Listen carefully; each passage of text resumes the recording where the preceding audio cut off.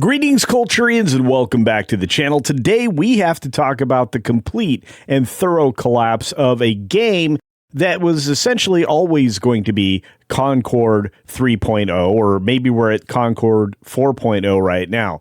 Highguard is completely dead, whether or not you wanted it to be or not, but it's also indicating something I think is a more widespread problem. The issues around live service or games as a service style games. And you know what? That problem's not going to go away because gamers, they really aren't on board anymore. Let's talk about it. Here we go. Now, before we get started, just a real quick reminder, I am trying to get to 50K. We're so very close, just under 3,000 more subscribers, so double check you're still subscribed right down below. If you see that button and it says subscribe, click it and change the color, and then click on the bell icon and turn on all notifications. And while you're down there, hit that thumbs up button. Early engagement's the key to a big win. And if you don't ever want to be unsubscribed from channels, which seems to happen pretty often, YouTube tells us that all you have to do is watch 2 or 3 videos from your favorite creators in a row, and that'll make it impossible for them to let you go. In fact, if you do that regularly, you won't lose channels like mine, which, again, I would truly appreciate. Let's get into the story. It's interesting, coming to us from Geeks and Gamers and my pal over there, Marvin Montanaro. Now, first and foremost, this was breaking news on Tuesday evening. Highguard is shutting down this month, which is true. Wildlight pulls the plug after player collapse, layoffs, and mounting backlash. And some of that backlash is due to the fact that there was undisclosed Chinese ownership. Yeah, let's get into it. And while we do get into it, first and foremost, there was a positive side of this game. It had a lot of promise. It looked like it was going to be successful. And for whatever reason, it just found its way to not. Now, it was never going to be my kind of game. I don't really enjoy these types of games. I'm not a person that participates in these games, but there are some people out there. I'm never interested in spending additional money on something that is not tangible, which is basically what microtransactions are, which is what live service gaming is all about. That's why everybody shifted to it, because they wanted to create a revenue stream that was forever. The problem is that most people don't play games forever, and they realize that anytime they spend money in a game like this, it's just wasted. That's why game passes and things like that were created, to try to keep people engaged in a service game rather than in something they owned. Well, I'm sick and tired of that. I don't know about you. But Wildlight has confirmed that the controversial live service PvP raid shooter, Highguard, is shutting down this month. In fact, soon.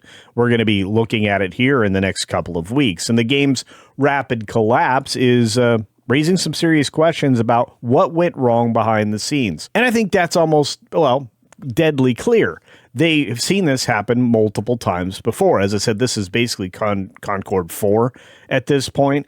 And in a statement that was posted on X on March 3rd, Wildlight confirmed that the game will permanently go offline later this month. And let's take a look at that statement, because I think it's going to surprise some people.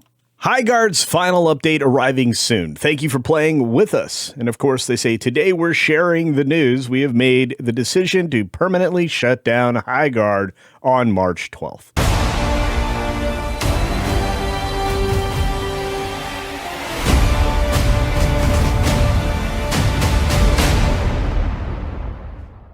Since launch, more than 2 million players stepped into Highguard's world.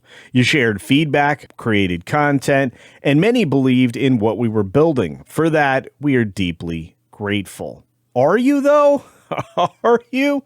It didn't seem like it. You immediately got rid of all the people that were working to provide everything that you promised at the very beginning. And you didn't even get through 1 year, let alone, a month or two. This is a duplicate of the disaster around Concord, only slightly less expensive. At least it wasn't directly as expensive to an American game studio.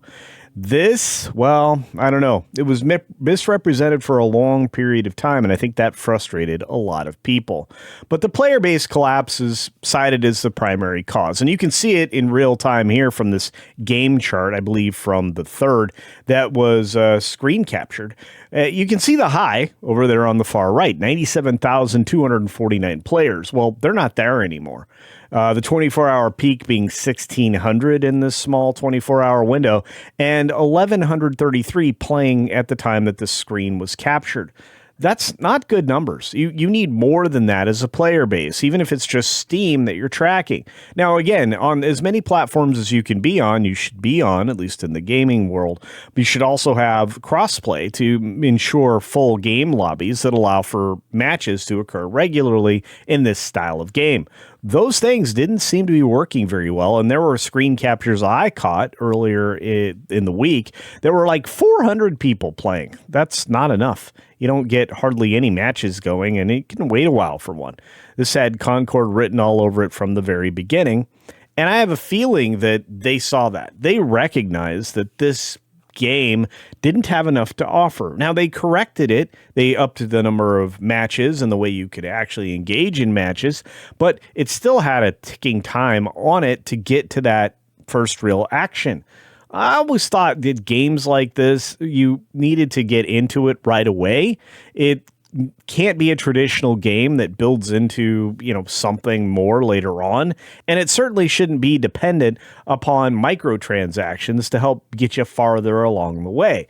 And with the free-to-play model, well, that's kind of what you're relying on. You're relying on pickpocketing somebody every single day so that you can grow or even stay in business. This one didn't have enough to offer for people to open up their wallets to stick it out, which I understand.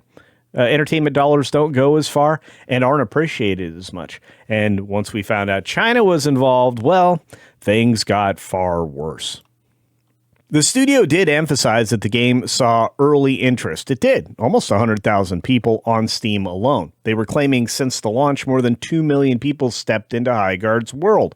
And that might be true. I don't know. I never was going to step into the world. Doesn't matter if it was on my PlayStation. Doesn't matter if it's on my computer or my Xbox. I just wasn't going to be one of their players. I often avoid these games. Sometimes I'll pick up Fortnite to hang out with friends, but that's about it. And again, I don't want to be constantly begged at for a Game Pass or for microtransactions to make it look better.